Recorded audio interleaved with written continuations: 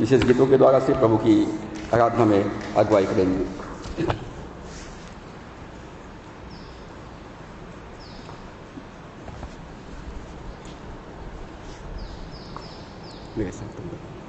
Praise the Lord. हम बैशरबा गीत मंजरी से एक गीत गाएंगे, मेरे साथ तुम रहो वो यीशु। मेरे साथ तुम रहो वो यीशु, तेरे बिना नहीं जीऊंगा। मेरे साथ तुम रहो वो यीशु, तेरे बिना नहीं जीऊंगा।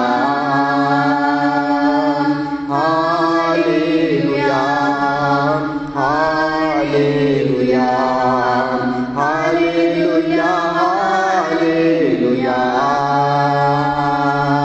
Hallelujah hallelujah hallelujah hallelujah.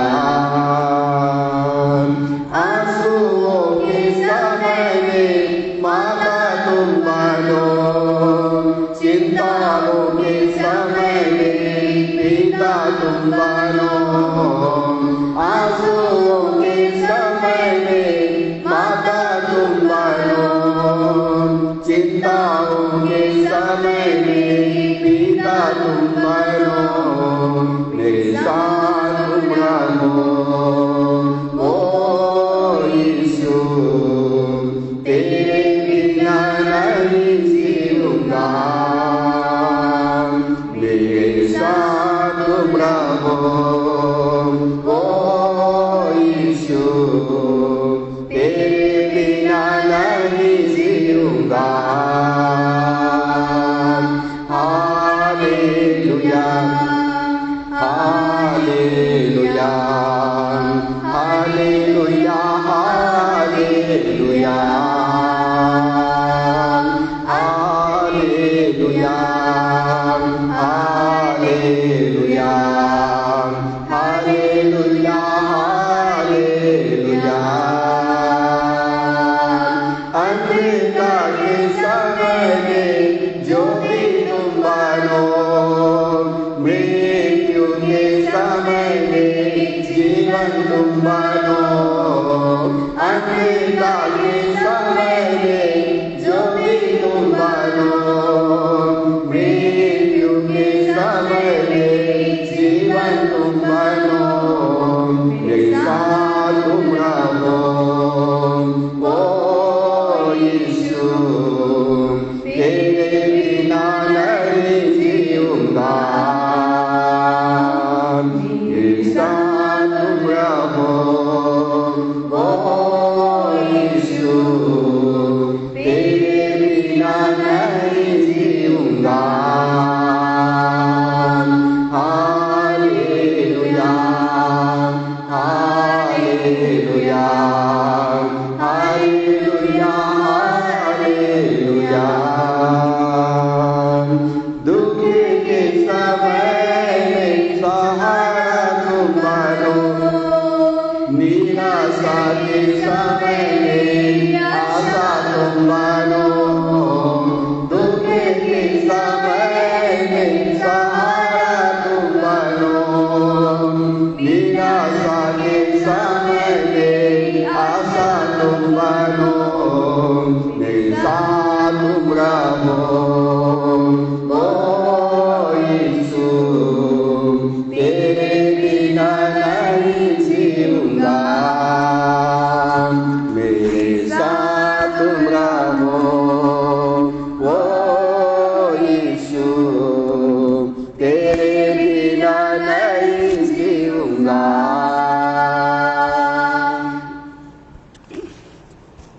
एक और गीत गाएंगे, विनती सुनने वाले मेरे आंसू निहारने वाले। विनती सुनने वाले मेरे आंसू निहारने वाले, चंगाई देने वाले, स्तुति हो यीशु राजा स्तुति हो यीशु राजा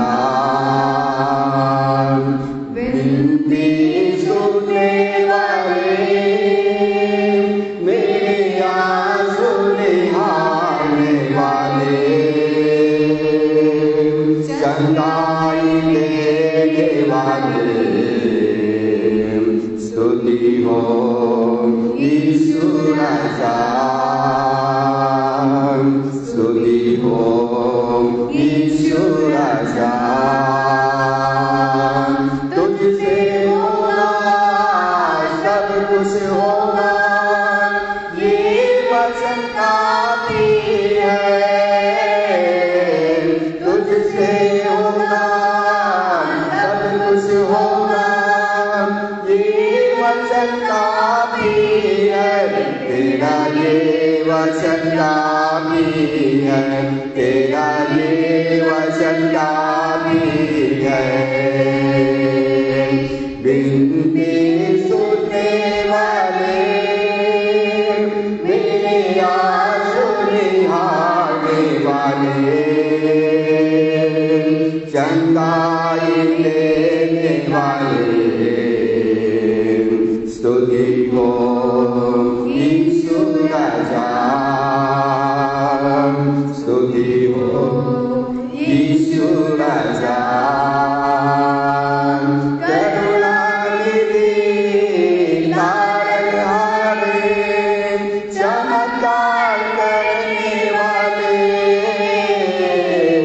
करुणानिधि तारनहारे चमत्कार करने वाले सदा चमत्कार करने वाले सदा चमत्कार करने वाले बिनती सुनने वाले मेरे आंसू निहारने वाले चंगाई लेने वाले स्तुति हो यीशु राजा स्तुति हो यीशु राजा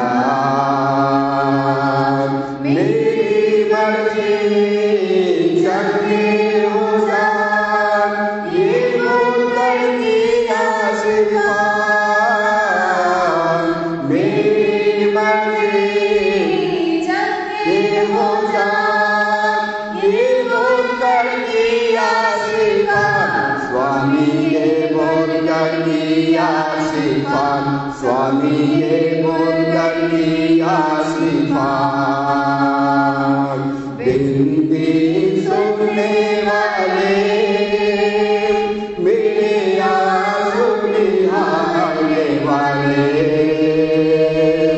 चंगाई लेने वाले स्तुति हो यीशु राजा स्तुति हो यीशु राजा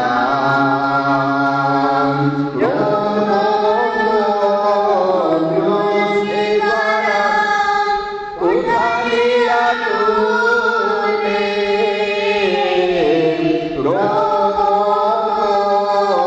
क्रूस के द्वारा उठा लिया तूने यीशु उठा लिया तूने यीशु उठा लिया तूने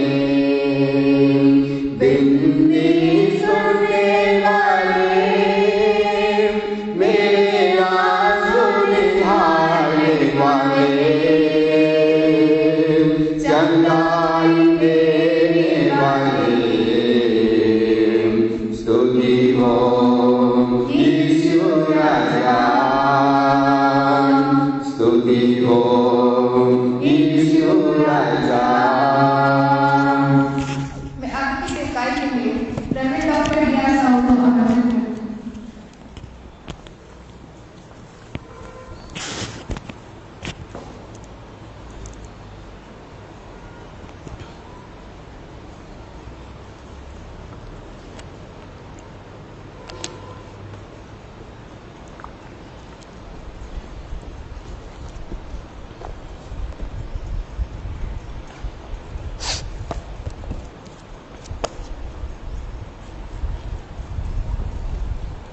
प्रेज द लॉर्ड। प्रभु यीशु मसीह के मधुर नाम में एक बार फिर से आप सबों का मैं स्वागत करता हूं। समय होगा कि हम अपना ध्यान परमेश्वर की वचन की तरफ लगाएंगे।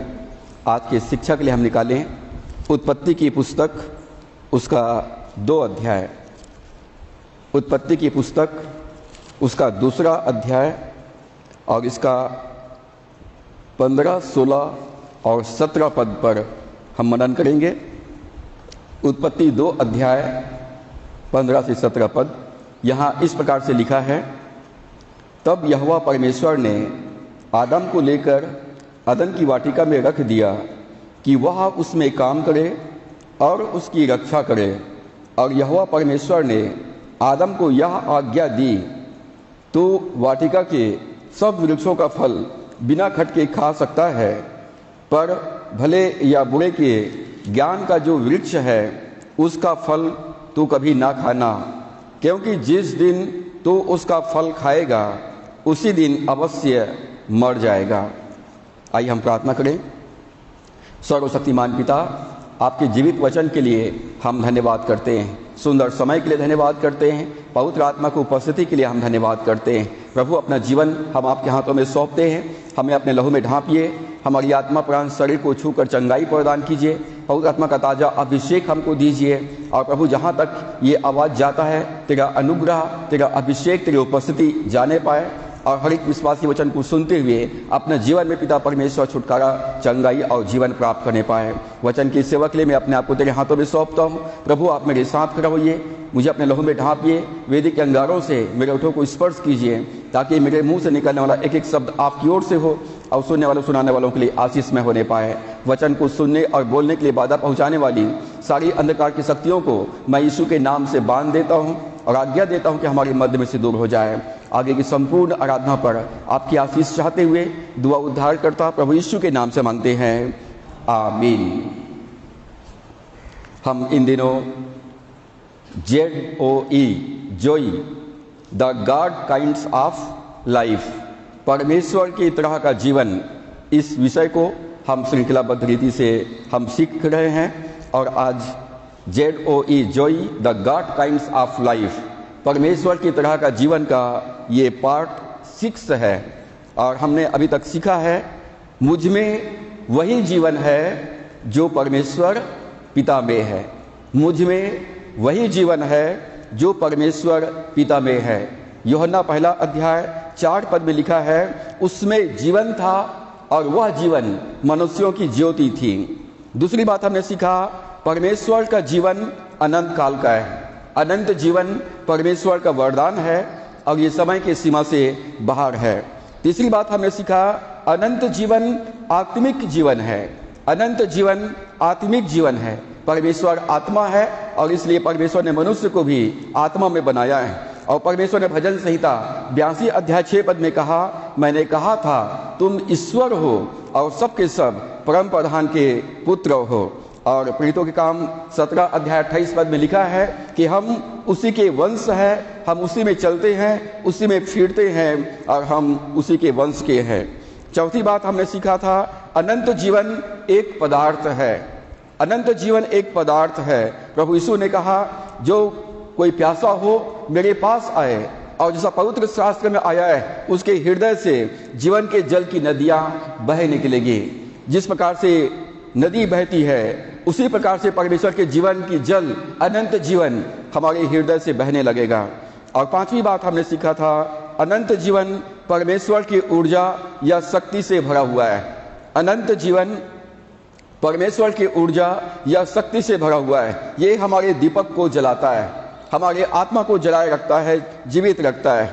और छठवीं बात आज हम देखेंगे, eternal life is the greatest need of man. अनंत जीवन मनुष्य की सबसे बड़ी आवश्यकता है। इस संसार में रोटी, कपड़ा और मकान हमारे शरीर के लिए आवश्यक है, परंतु हमारी आत्मा के लिए सबसे बड़ी आवश्यकता है परमेश्वर के जीवन का। अनंत जीवन मनुष्य की सबसे बड़ी आवश्यकता है। परमेश्वर ने मनुष्य को अपने स्वरूप के अनुसार अपनी समानता में बनाया। परमेश्वर ने आदम के नथनों में जीवन का श्वास फूंक दिया और आदम जीवता प्राणी बन गया। परमेश्वर ने आदम के लिए एक सहायक के रूप में हवा को बनाया और परमेश्वर ने दोनों को आशीष दे करके उन्हें अदन की बगीचे में रखा और परमेश्वर ने उनको आज्ञा दिया, अपना वचन दिया, जिस दिन तू उसका फल खाएगा उसी दिन तू अवश्य मर जाएगा। परमेश्वर ने अपना वचन दिया और वचन को देकर आदम और हवा को सुरक्षा प्रदान किया। तुम इस बगीचे में रहो, इस बगीचा में काम करो और अपनी रक्षा करना। तुम इस बगीचे के सारे वृक्षों के फल खा सकते हो, परंतु भले और बुरे के ज्ञान के वृक्ष के फल को मत खाना। जिस दिन तुम खाओगे उस दिन तुम निश्चय मर जाओगे। आदम और हवा ने शैतान के बहकावे में आकर उन्होंने निर्णय लिया कि हम अपनी मर्जी के अनुसार चलेंगे। जैसे ही आदम ने परमेश्वर की आज्ञा का उल्लंघन किया, आदम के अंदर से ज्योति निकल गया, आदम के अंदर से परमेश्वर का जीवन चला गया, परमेश्वर का स्वभाव चला गया और आदम के जीवन में मृत्यु आ गई। शैतान का स्वभाव आ गया, आदम के जीवन में श्राप आ गया और आदम के जीवन में गरीबी और बीमारी आ गया। जैसे ही आदम ने परमेश्वर की आज्ञा उल्लंघन किया, उसके अंदर से परमेश्वर की ज्योति चली गई, परमेश्वर का जीवन चला गया, परमेश्वर का स्वभाव चला गया, उसके जीवन में मृत्यु आ गया, शैतान का स्वभाव आ गया। सबसे पहली चीज जो मनुष्य ने खो दिया वो है परमेश्वर का जीवन। परमेश्वर ने मनुष्य के शरीर को मिट्टी से बनाया है और उसके अंदर में अपनी आत्मा, अपना जीवन, अपना स्वभाव डाल दिया है और परमेश्वर ने कहा जिस दिन तू आज्ञा उल्लंघन करेगा तो निश्चय मर जाएगा। जब आदम और हवा ने परमेश्वर की आज्ञा उल्लंघन किया तो सबसे पहला चीज जो मनुष्य ने खो दिया वो परमेश्वर का जीवन है। परमेश्वर सारे मानव जाति से प्रेम करता है, सारे मानव जाति से प्रेम करता है और इसलिए परमेश्वर इस जीवन को, हर एक मानव जाति को वापस लौटाना चाहता है। जिस जीवन को आदम ने खो दिया था उस जीवन को प्रत्येक मनुष्य के अंदर परमेश्वर डालना चाहता है ताकि मनुष्य परमेश्वर का संतान बनकर इस संसार में जीवन व्यतीत करे। जब परमेश्वर का जीवन ZOE जॉय मनुष्य के अंदर से चला गया तो सारी चीजें पलट गई। आशीष श्राप में बदल गया, जीवन मृत्यु में बदल गई और प्रभु यीशु मसीह के द्वारा से परमेश्वर इस जीवन को वापस लौटाना चाहता है। और यूहन्ना 10 अध्याय के 10 पद में प्रभु यीशु मसीह ने कहा, मैं इसलिए आया हूं कि वे जीवन पाए।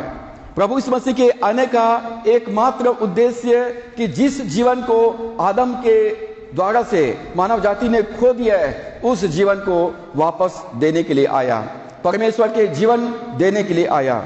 प्रभु यीशु मसीह ने कहा, मैं इसलिए आया कि वे जीवन पाए और बहुत आयत का जीवन पाए। परमेश्वर की योजना है कि मनुष्य आत्मा में जिलाया जाए। परमेश्वर की योजना है कि मनुष्य पुनः जिलाया जाए। इफिसियों की पत्री 2 अध्याय उसके पहला पद और तीसरा पद में लिखा है, उसने तुम्हें भी जिलाया। जब आदम ने आज्ञा उल्लंघन किया तो आदम आत्मा में मर गया, परमेश्वर की ज्योति आदम के आत्मा से निकल गया। तो इसलिए इफिसियों के पत्री 2 अध्याय पहला पद में लिखा है, उसने तुम्हें भी जिलाया जो अपने अपराधों और पापों के कारण मरे हुए थे। जब हम यीशु मसीह को ग्रहण करते हैं तो हमारी आत्मा में परमेश्वर का जीवन आता है। हम सब के सब स्वभाव ही से क्रोध के संतान थे, पापों के कारण, अपराधों के कारण से मरे हुए थे और क्रोध के संतान थे, अर्थात शैतान के संतान बन गए थे। सारे मानव जाति आदम में पापी हो गए और शैतान के संतान बन गए। परंतु प्रभु यीशु मसीह के द्वारा से हम पुनः उस जीवन को प्राप्त करते हैं, धार्मिकता को प्राप्त करते हैं और परमेश्वर के स्वभाव को प्राप्त करते हैं। यूहन्ना 3 अध्याय 16 पद में लिखा है, जो पुत्र पर विश्वास करता है अनंत जीवन उसका है। जो प्रभु यीशु मसीह पर विश्वास करता है वो अनंत जीवन को प्राप्त करता है, परंतु जो प्रभु यीशु मसीह पर विश्वास नहीं करता वो जीवन को कभी भी ना देखेगा। जो पुत्र पर विश्वास करता है अनंत जीवन उसका है, परंतु जो पुत्र के नहीं मानता वो जीवन को नहीं देखेगा, परंतु परमेश्वर का क्रोध उस पर बना रहता है। जो लोग यीशु मसीह को अपना जीवन का उद्धार करता प्रभु ग्रहण नहीं करते उन पर परमेश्वर का न्याय बना रहता है। परमेश्वर का जीवन मनुष्य के अंदर होना ही न होना ही क्रोध के लिए द्वार खोल देता है। यदि हमारे अंदर में परमेश्वर का जीवन नहीं है तो ये न्याय के लिए द्वार खोल देता है। आदम के गिरने के परिणाम स्वरूप आत्मिक मृत्यु आई। जब आदम ने परमेश्वर की आज्ञा उल्लंघन किया, मनुष्य के जीवन में आत्मिक मृत्यु आई और ये आत्मिक मृत्यु सारे मानव जाति में फैल गई। आदम ने पाप किया, सारे मानव जाति ने पाप किया।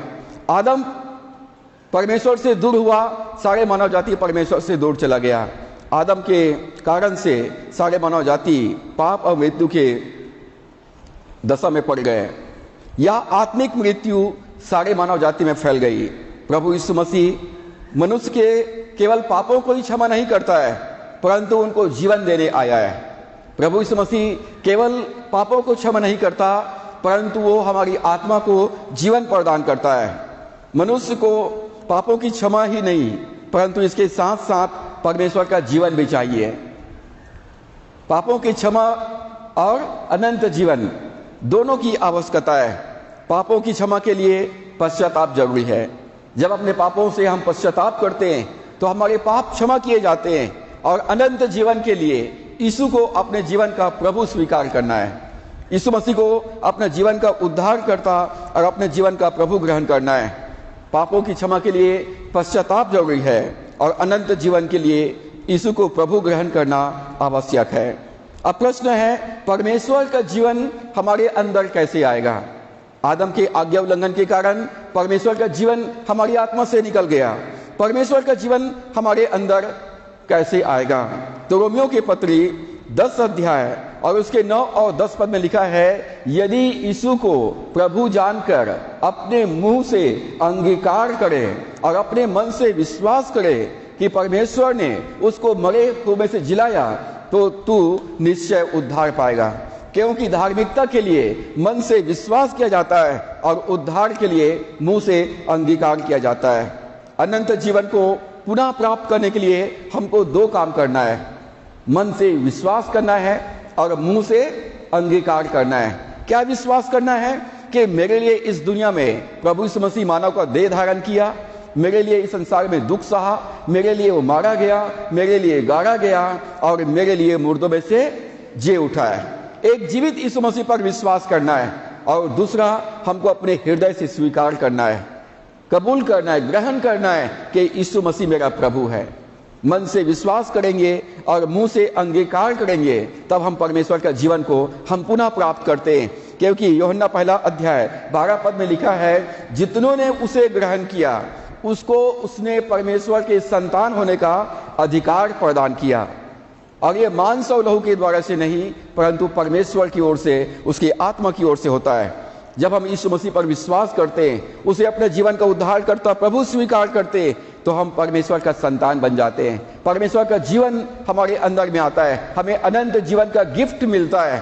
परमेश्वर का स्वभाव हमारे अंदर में आता है, परमेश्वर की धार्मिकता हमारे अंदर में आ जाता है, पवित्र आत्मा हमारे अंदर निवास करने के लिए आ जाता है और हमारा शरीर परमेश्वर की आत्मा का मंदिर बन जाता है। जब हम यीशु मसीह को अपना जीवन का उद्धारकर्ता प्रभु मानते हैं, तो हमारे अंदर में वही जीवन आ जाता है जो परमेश्वर का जीवन हमारे अंदर में है। जो परमेश्वर का जीवन है वही जीवन हमारे अंदर आ जाता है। अब हम में वही जीवन है जो परमेश्वर में, हमारे अंदर में परमेश्वर का जीवन, परमेश्वर का जीन आ जाता है, परमेश्वर का डीएनए हमारे अंदर में आ जाता है। जो जीवन परमेश्वर में, वही जीवन अब हमारे अंदर आ जाता है। और इसलिए परमेश्वर कहता है, यशायाह भजन संहिता 82 के 6 पद में, मैंने कहा था तुम ईश्वर हो और सबके सब परम प्रधान परमेश्वर के पुत्र हो। सबसे पहले हमारे अंदर परमेश्वर का जीवन आता है। आज लोग यीशु मसीह के पास आते हैं तो कई कारणों से आते हैं, लेकिन मनुष्य की सबसे बड़ी आवश्यकता है अनंत जीवन का। यदि आप अनंत जीवन पाएंगे तो बाकी चीजें अपने आप आपके जीवन में आ जाएगा। प्रभु ने मत्ती 6:33 में कहा, पहले तुम परमेश्वर के राज्य और उसकी धार्मिकता की खोज करो तो बाकी सब वस्तुएं तुम्हें दे दी जाएंगी। पहले यीशु को अपना प्रभु स्वीकार कीजिए, यीशु मसीह को अपना जीवन समर्पित कीजिए और परमेश्वर का जीवन को अपने अंदर में ग्रहण कीजिए। जब परमेश्वर का जीवन आएगा तो आपके जीवन में सारी चीजें अपने आप आ जाएगी। सबसे पहले हमारे अंदर परमेश्वर का जीवन आता है, तब यह नया जन्म कहलाता है। ये उद्धार कहलाता है, ये छुटकारा कहलाता है। यीशु को अपना प्रभु ग्रहण करने से पहले या नया जन्म प्राप्त करने से पहले हम नेचुरल मैन थे, स्वाभाविक मनुष्य थे। यीशु मसीह को प्रभु ग्रहण करने से पहले हम एक स्वाभाविक मनुष्य थे, नेचुरल मैन थे। परंतु जिस दिन हमने यीशु मसीह को अपने जीवन का उद्धारकर्ता प्रभु स्वीकार किया, हम उस दिन नया जन्म प्राप्त किए और हम अलौकिक मनुष्य बन गए। हम उस दिन से परमेश्वर के संतान बन गए और उस दिन से हम परमेश्वर के पुत्र के समान इस संसार में, जैसा परमेश्वर ने कहा कि तुम ईश्वर हो, हम आत्मा में ईश्वर बन जाते हैं, हम अलौकिक मनुष्य बन जाते हैं। जिस दिन हमने यीशु को प्रभु स्वीकार किया, उस दिन हमारे अंदर में परमेश्वर का जीवन आ जाता है, हम अलौकिक मनुष्य बन जाते हैं। आत्मिक मृत्यु के कारण मनुष्य परमेश्वर से अलग हो गया। आत्मिक मृत्यु के कारण मनुष्य परमेश्वर से अलग हो गया और परमेश्वर इस मृत्यु को मिटा देना चाहता है और इसलिए यीशु को हमारे लिए बलिदान किया। परमेश्वर इस मृत्यु को हमारे जीवन से मिटा देना चाहता है और इसलिए उसने प्रभु यीशु मसीह को हमारे लिए क्रूस पर बलिदान कर दिया, ताकि जो कोई उस पर विश्वास करे वो नाश न हो परंतु अनंत जीवन प्राप्त करे। प्रभु यीशु मसीह इस दुनिया में आया, वो मारा गया, गाड़ा गया और मुर्दों में से जी उठा है। जब एक जीवित यीशु पर विश्वास करते, उसे अपना जीवन का उद्धार करता प्रभु ग्रहण करते, तो हम अनंत जीवन को ग्रहण करते, हम परमेश्वर के संतान बन जाते हैं। आत्मिक मृत्यु को केवल यीशु का पुनरुत्थान मिटाता है। आज मनुष्य आत्मा में मरा हुआ है और मृत्यु के कारण से उनके जीवन में कई प्रकार की समस्याएं हैं, गरीबी है, बीमारी है, श्राप है और इस मृत्यु को केवल प्रभु यीशु मसीह का पुनरुत्थान मिटाता है। हमें संसार के किसी भी चीज से परमेश्वर का जीवन नहीं मिलता।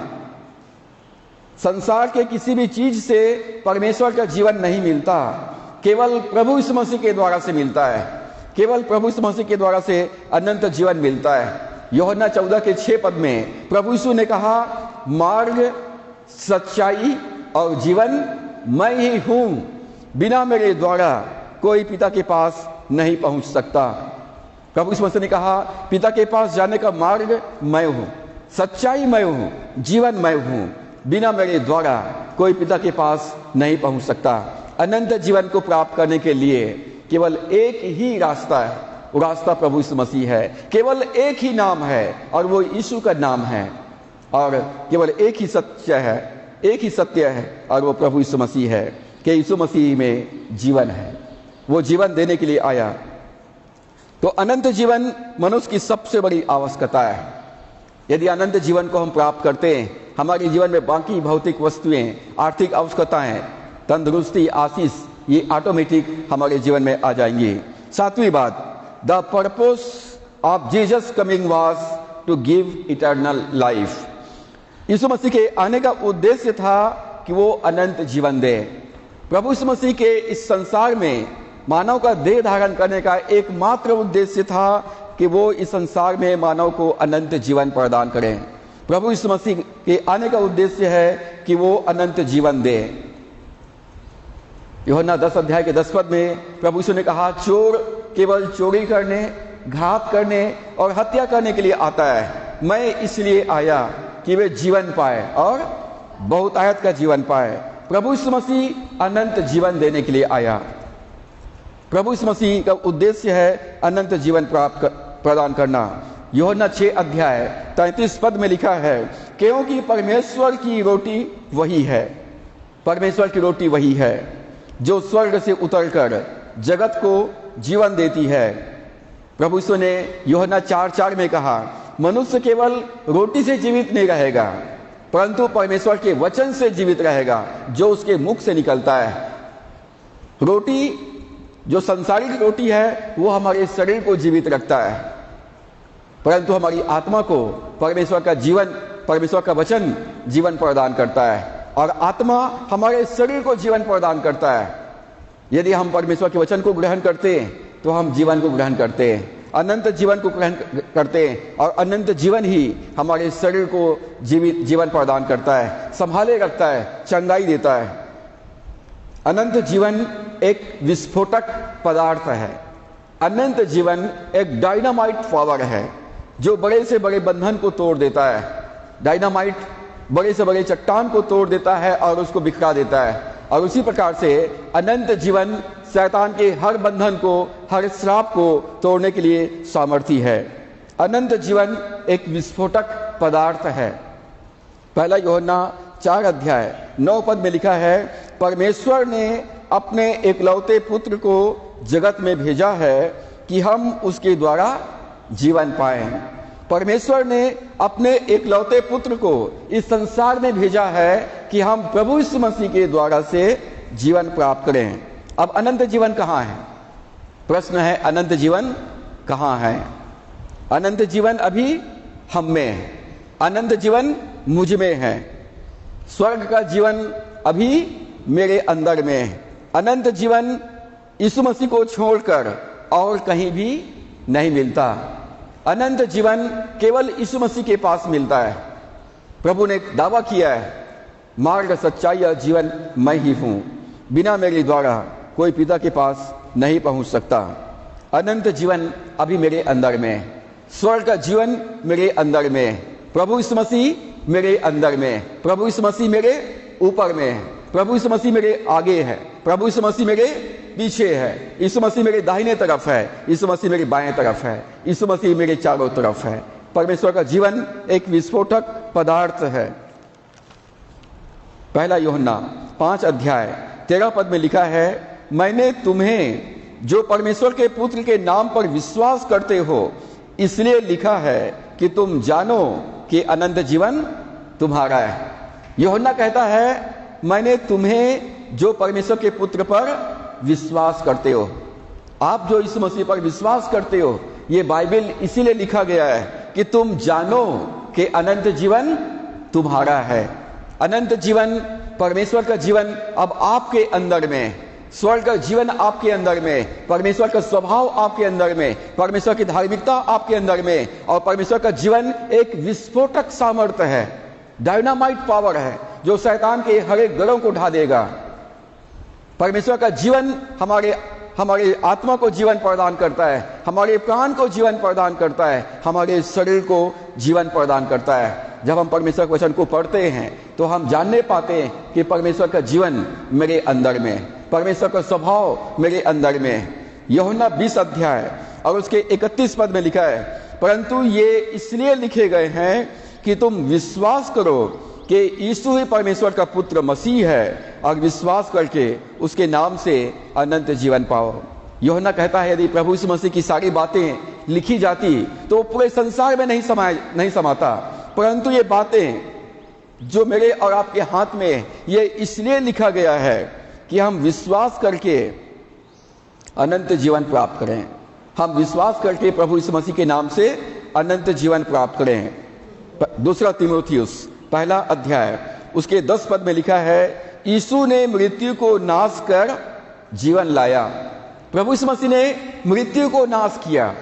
पाप की मजदूरी तो मृत्यु है, पाप की मजदूरी मृत्यु है। प्रभु यीशु मसीह मृत्यु को अपनी मृत्यु के द्वारा से नाश किया। जहर को जहर के द्वारा से नाश किया जाता है। प्रभु यीशु मसीह ने मृत्यु को अपनी मृत्यु के द्वारा से नाश किया। रोग और बीमारी को रोगी और बीमार बनकर प्रभु यीशु मसीह ने नाश किया। श्राप को श्राप बनकर नाश किया। पाप को पाप बनकर नाश किया। प्रभु यीशु मसीह वो सब कुछ बन गया जो मानव के जीवन में था। वो मृत्यु बन गया, वो गरीब बन गया, वो बीमार बन गया, वो श्रापित बन गया। प्रभु यीशु मसीह ने हम सब के लिए मृत्यु का स्वाद चखा, मृत्यु को पूरी तरह से मिटा दिया, नष्ट कर दिया और हमारे लिए जीवन लाया। वो कहता है, मैं जीवन देने के लिए आया हूं। जिस जीवन को अदन की बाग में हमारे प्रथम आदि माता पिता आदम और हवा ने खो दिया था, उस जीवन को देने के लिए आया है। जब मनुष्य के जीवन में परमेश्वर का जीवन आ जाएगा तो उनके जीवन में सारी भरपूरी ऑटोमेटिक आशीषें आ जाएगी। तो अनंत जीवन परमेश्वर के पुत्र यीशु मसीह के द्वारा से हमें प्राप्त होता है। वचन के द्वारा मृत्यु को नाश करना है। अब हमारे शरीर में या हमारे भौतिक जीवन में मृत्यु राज कर रही है, गरीबी राज कर रहा है, बीमारी राज कर रहा है, तो कैसे नाश करना है उसको? वचन के द्वारा से। वचन को पढ़ना है, वचन को विश्वास करना है, वचन को अपने मुंह से अंगीकार करना है। प्रभु यीशु मसीह ने अपनी मृत्यु के द्वारा से मृत्यु को नाश करके जीवन लाया। अब हमें परमेश्वर के वचन के द्वारा से मृत्यु को नाश करना है और अपनी आशीष को ले लेना है। वचन के द्वारा मृत्यु को नाश करें, तब उसके स्थान पर जीवन आ जाएगा। आप जीवन की बातें बोलेंगे, जीवन आएगा। चंगाई की बातें बोलेंगे, चंगाई आएगा। छुटकारे की बात करेंगे, छुटकारा आएगा। भरपूरी की बात करेंगे, भरपूरी आएगा। आपके मुंह में जीवन और मृत्यु का सामर्थ्य है। जो आप बोलेंगे आपके साथ वही होगा। और इसलिए बोलने से पहले आपको सोच लेना है कि मैं और आप जो बोलते हैं क्या वो सही है। हमारे मुंह में जीवन और मृत्यु की सामर्थ्य है। पवित्र आत्मा वही करेगा जो आप मुंह से बोलेंगे। और इसलिए अपने लिए, अपने परिवार के लिए और सारे मानव जाति के लिए परमेश्वर का वचन बोलिए। वचन के द्वारा से वचन को डिक्लेयर कीजिए, घोषणा कीजिए। और जब वचन को आप बोलेंगे, जैसा परमेश्वर ने कहा उजियाला हो, उजियाला हो गया। प्रभु ने कहा पानी दाख कसे में परिवर्तित हो जाए, तो पानी दाख कसे में परिवर्तित हो गया। प्रभु ने कहा मरा हुआ लाजर मुर्दों में से जी उठ, कब्र से बाहर निकल आ। लाजर मुर्दों में से बाहर निकल आया। प्रभु ने अंधे व्यक्ति से कहा देखने लग, वो देखने लगा। लंगड़े व्यक्ति से कहा उठ और चल, वो उठकर चलने लगा। जो आप बोलेंगे आपके लिए वही होगा। और इसलिए परमेश्वर के वचन को आपको पढ़ना है, वचन के को ग्रहण करना है और वचन को अपने मुंह से बोलना है। ये विस्फोटक पदार्थ के समान बड़े से बड़ी दीवार को ढा देगा और वहां पर भरपूरी को लाएगा, चंगाई लाएगा, छुटकारा लाएगा और आशीष लाएगा। तो अनंत जीवन, प्रभु यीशु मसीह का आने का उद्देश्य था अनंत जीवन प्रदान करना। और अनंत जीवन एक विस्फोटक सामर्थ्य है। 8वीं बात, अनंत जीवन सबसे पहले यीशु ने अधोलोक में प्राप्त किया। अनंत जीवन सबसे पहले प्रभु यीशु मसीह ने अधोलोक में प्राप्त किया। अनंत जीवन परमेश्वर के जीवन को आदम ने अदन की बाग में खो दिया। और उसके बाद जितने भी मानव जाति पैदा हुए, आत्मा में मरे हुए पैदा हुए, शैतान के स्वभाव के साथ पैदा हुए, न्याय के अधीन पैदा हुए। दूसरा आदम प्रभु यीशु मसीह स्वर्ग से आया, मरियम के गर्भ में मानव का देह धारण किया, इस संसार में मनुष्य के समान जीवन व्यतीत किया, हमारा स्थान ले लिया।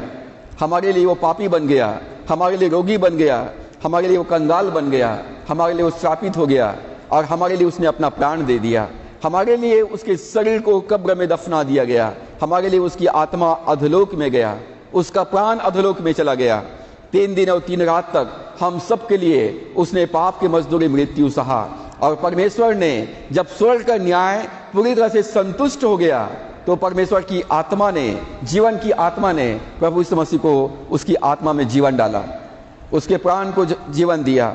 अनंत जीवन सबसे पहले यीशु ने अधोलोक में प्राप्त किया, नरक में प्राप्त किया।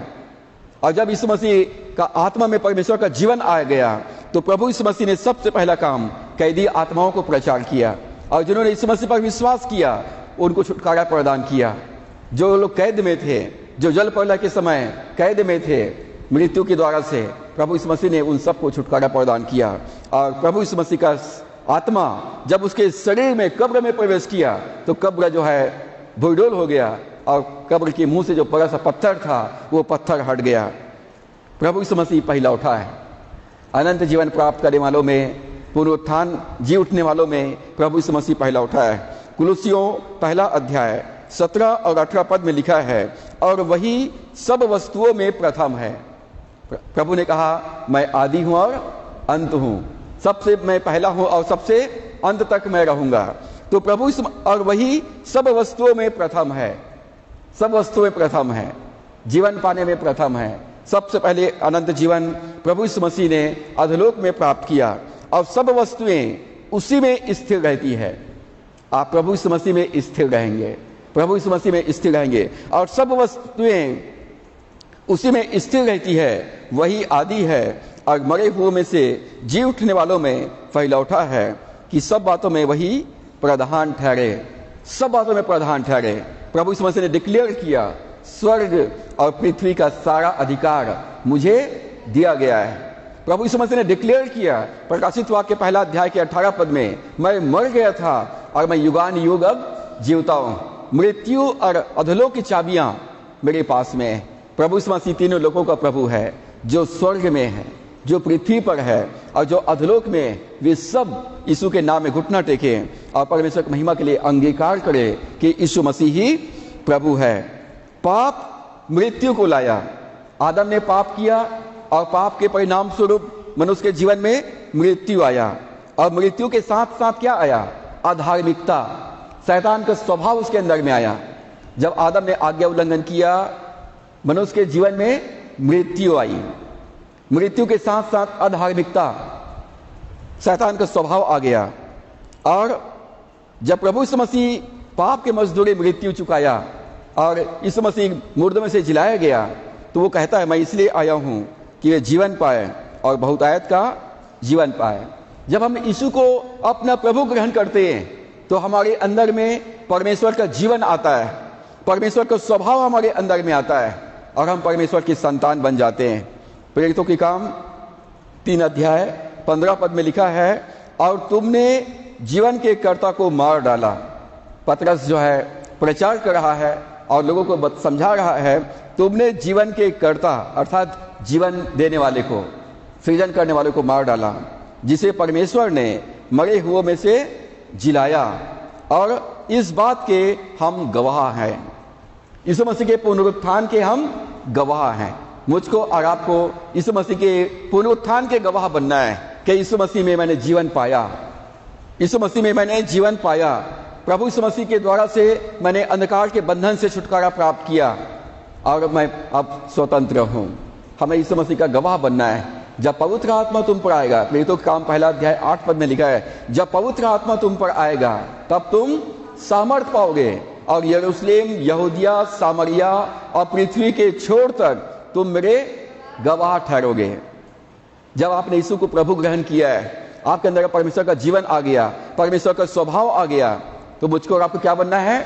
परमेश्वर का गवाह बनना है। यीशु मसीह का गवाही देना है, स्वीकार करना है, सबके सामने मान लेना है कि यीशु मसीह जीवन देने वाला है, यीशु मसीह चंगा करने वाला है, यीशु मसीह हमारा प्रबंध करने वाला है, यीशु मसीह जीवन का करता है, जीवन देने वाला है।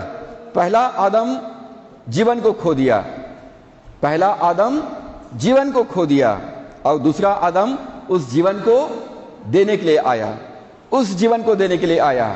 मैं इसलिए आया हूं कि जीवन पाए और बहुतायत का जीवन पाए। जब यीशु मृत्यु से जीवन में प्रवेश किया, जब यीशु मृत्यु से जीवन में प्रवेश किया, वो मर गया, दफना दिया गया, उसका आत्मा अधोलोक में चला गया। जब परमेश्वर ने उसको जिलाया, जब यीशु मसीह जीवन में प्रवेश किया, तो शैतान ने हमको खो दिया, शैतान हमें खो दिया, नरक ने हमको खो दिया, क्योंकि यीशु मसीह के द्वारा से हम जीवन प्राप्त कर लिए। अब शैतान के परिवार से हम परमेश्वर के परिवार में आ गए, अंधकार से ज्योति में आ गए, मृत्यु से जीवन में आ गए। जब यीशु मृत्यु से जीवन में प्रवेश किया तो शैतान ने हमें खो दिया। जब हमने अनंत जीवन प्राप्त किया तो शैतान की ओर से हर एक पाप को हमारे अंदर से निकाल दिया। जब हम यीशु मसीह को ग्रहण किया, हमारे अंदर परमेश्वर का जीवन आया, तो हमारे पाप मिटा दिया गया, हमारे पाप क्षमा कर दिया गया और हमको धार्मिकता प्रदान कर दिया गया। हम पहले पापी थे और अब हम यीशु मसीह में हम धर्मी हैं। शैतान का स्वभाव था उसके अंदर में, अब हमारे अंदर में परमेश्वर का स्वभाव आ गया। हम शैतान के संतान थे, अब परमेश्वर के संतान बन गए। पहले अंधकार में थे और अब हम ज्योति में आ गए। हमारे अंदर से शैतान का स्वभाव निकल गया, सारे पाप और बुराई की भावनाएं निकल गई, हमारे अंदर परमेश्वर का जीवन आ गया, धार्मिकता आ गई, हमारे अंदर में ज्योति आ गई। शैतान ने हमको खो दिया। शैतान ने चूंकि हमको खो दिया है और इसलिए वो हमारा पीछा करता है, हमको वापस नरक में लेके जाने के लिए पाप के द्वारा से, बुराई के द्वारा से, गरीबी के द्वारा से, क्लेश और उपद्रव के द्वारा से वो हमारा पीछा करता है। कई बार आप सोचते हैं कि मेरे साथ ये बुरा व्यवहार क्यों हो रहा है, मेरे साथ लोग बुरा व्यवहार क्यों करते हैं? क्योंकि शैतान ने आपको खो दिया है और इसलिए वो अपने दूतों को आपके पीछे भेजता है कि आप परमेश्वर की संगति से दूर हो जाएं और वापस उसके गुलाम हो जाएं। जितने भी लोग धार्मिकता के साथ जीवन व्यतीत करते हैं वे सब लोग सताए जाएंगे। और सतावट क्यों आएगा? शैतान की ओर से सतावट इसलिए आता है कि वो आप परमेश्वर की संगति से दूर हो जाएं और परमेश्वर की सेवा से आप अलग हो जाएं, उसका गुलाम बन जाएं। परंतु हम पर पाप की प्रभुता नहीं होगी। प्रभु यीशु मसीह ने हमको शैतान के ऊपर अधिकार दे दिया है कि तुम मेरे नाम से दुष्ट आत्माओं को निकालोगे, वो तुम पर प्रभुता नहीं करेगा। गरीबी तुम पर प्रभुता नहीं करेगा, कोई भी संसार की बीमारी या महामारी तुम पर प्रभुता नहीं करेगा। हमारे अंदर में बहुतायत का जीवन प्रभुता करेगा, अनंत जीवन हम पर प्रभुता करेगा। 9वीं बात, eternal life is the life of resurrection. अनंत जीवन पुनरुत्थान का जीवन है और ये पाप और मृत्यु के हर पदार्थ पर जय पाता है। अनंत जीवन पुनरुत्थान का जीवन है और ये पाप और मृत्यु के हर पदार्थ पर जय पाता है। पुनरुत्थान का मतलब होता है मुर्दों में से जी उठना। तो हमारे पास जो जीवन है वो पुनरुत्थान का जीवन है।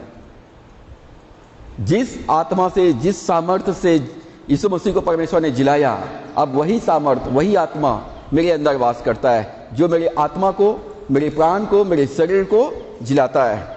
अनंत जीवन पुनरुत्थान का जीवन है, नया जीवन है। पुरानी बातें बीत गई, अब जो मसीह में है वे नई सृष्टि है। पुरानी बातें बीत गई, देखो वे सब नई हो गई। अनंत जीवन पुनरुत्थान का जीवन है और ये पाप और मृत्यु के हर पदार्थ पर जय पाता है। पाप और मृत्यु के हर पदार्थ पर जय पाता है। यीशु का जीवित होना इस बात का सबूत है। यीशु मसीह का जीवित होना इस बात का सबूत है। वो मुर्दों में से जी उठा, 40 दिनों तक पक्के प्रमाणों के साथ